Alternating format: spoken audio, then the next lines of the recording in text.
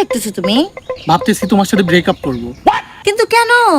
কারণ কাশির চিকিৎসা যেরকম সময় মতো না করলে টিবি হয়ে যায়, সেরকমই সময় মতো গার্লফ্রেন্ড না পাল্টাইলে বউ হয়ে যায়। অপমান তো আমিও করতে পারি, কিন্তু অপমান করার মতো সম্মান তো থাকতে হবে তোমার। সুন্দর সুন্দর মায়া গো পিছনে আমরা ঘুরি না, কারণ ওরা তো আমগরে পাত্তাই দিব না। পুরুষ কখনো তার শখের নারীকে এমনি এমনি ছেড়ে দেয় না। শখের নারী যখন সবার হয় তখন নিজে থেকেই ছেড়ে দিতে বাধ্য হয়। আচ্ছা জিলিক আপু, তোমার ফেসবুক আইডির নাম জানো কি? কেন তুমি জানো না? আমার ফেসবুক আইডির নাম হচ্ছে রাজরানী। হ্যাঁ, মুইতে নেয় না পানি, আবার নাকি ফেসবুক আইডির নাম রাজরানী। এই যে হনো, এত ভদ্র হওয়ার দরকার নাই। তোমার ওই গুন্ডা গুন্ডা গেটআপই আমার কাছে ঝাকাস লাগে।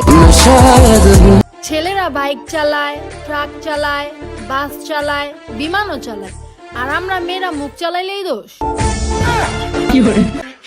খোদা আমারে টাকা উড়ানির একটা মন দিছে, কিন্তু টাকা দেয় নাই।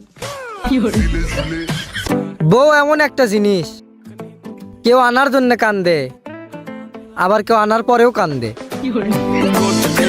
মানুষ বলে যেখানে সম্মান নাই সেখানে দ্বিতীয়বার না যাওয়াই ভালো। তার মানে কি আমি আমার ঘরে যাবো না? আচ্ছা বাবু, তোমায় একটা কথা বলবো? হ্যাঁ বলো। তুমি আমার কি দেখে আমার সাথে প্রেম করছো? আরে দেখার জন্য তো প্রেম করছি। সিগারেট নয়, ভালোবাসা স্বাস্থ্যের জন্য ক্ষতিকর। পুরুষ আসলে কিসে আটকায়? পুরুষ আসলে কিছুতেই আটকে না, পুরুষকে আটকায় রাখতে হয় বান্ধবীদের নাম্বার দিয়ে। প্রেম তো আমার বন্ধু বান্ধবীরা করে, আর আমি হিসাব রাখি কে কয়টা করলো আর কে কয়টা ছাড়লো। ও বউ কই গেলা? আমার খিদা লাগছে, দুটো ভাত দাওছি। কেন তুমি বাচ্চাও কে? তুমি না ওই বাড়ি যাবে যাবত খাইতে? এখন আমার যাবত খাইতে শরম করে। কেন শরম করবো কেন? কমসে কম 15-20টা বৌমারা যাবত খাইছি, আমি ওকে খাওয়াবার পারি না, আমার কি শরম করে না? চশমা পরতে হবে, কারণ তোমার প্রেমে দিন দিন অন্ধ হয়ে যাচ্ছে।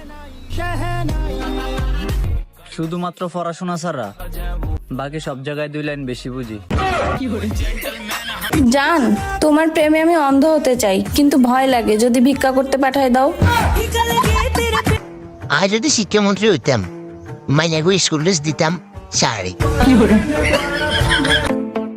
গিয়েছিলাম তার মনের শহরে, যে ভিড় রে ভাই, ঠেলা ঠেলিতে আমার জুতাই ছিঁড়া গেছে। আমার বান্ধবীর পিছে নাকি হাজার হাজার ছেলে ঘুরে। আসলে আমরা বাঙালি তো, পচা জিনিসের প্রতি একটু ঝোঁক বেশি।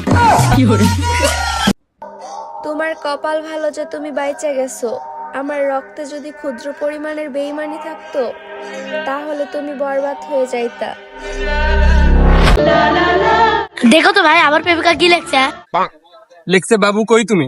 জান, আমি তোমার বুকের মাঝখানে। আরে আমার বাড়ির লোক আমাকে বলে আমি নাকি কামচোর। আমি এটাই বুঝি না, আমি কেন অন্য কারো কাজ চুরি করতে যাব? আমি নিজেই তো আমার কাজ অন্য কাউকে করতে দিই। এই দেখো। কিরে, তুই না বললি আমি নাকি তোর একটাই গার্লফ্রেন্ড? এখন তোর মোবাইলে হাজার হাজার মেয়ের কল আসে কেন? আরে শোনা, আমি তো তখন আগেই বলছি তুমি হাজারের মধ্যে একজন আমার।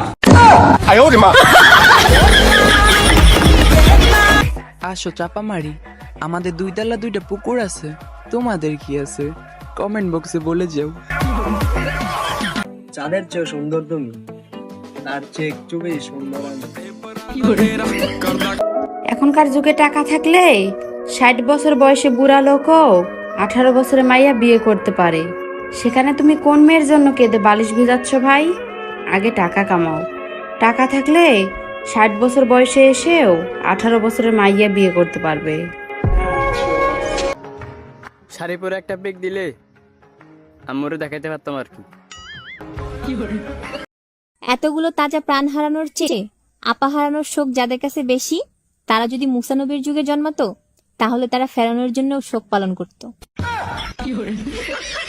বউয়ের পারমিশন ছাড়া বাইরে যাইতে পারি না, এটা নাকি স্বাধীন বাংলাদেশ। 5 টাকার জন্য মাথা গরম করে 15 টাকার সিগারেট খেয়ে মাথা ঠান্ডা করা মানুষদেরকেই বেটা মানুষ বলে। আমি আগের মতোই আছি, পার্থক্য শুধু একটাই, আগে বোকা ছিলাম, এখন বেঈমান হয়ে গেছি।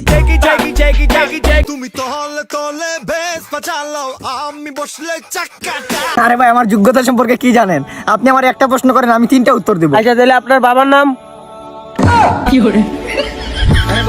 এই শোন, তোকে পটানো আমার 1 মিনিটের ব্যাপার।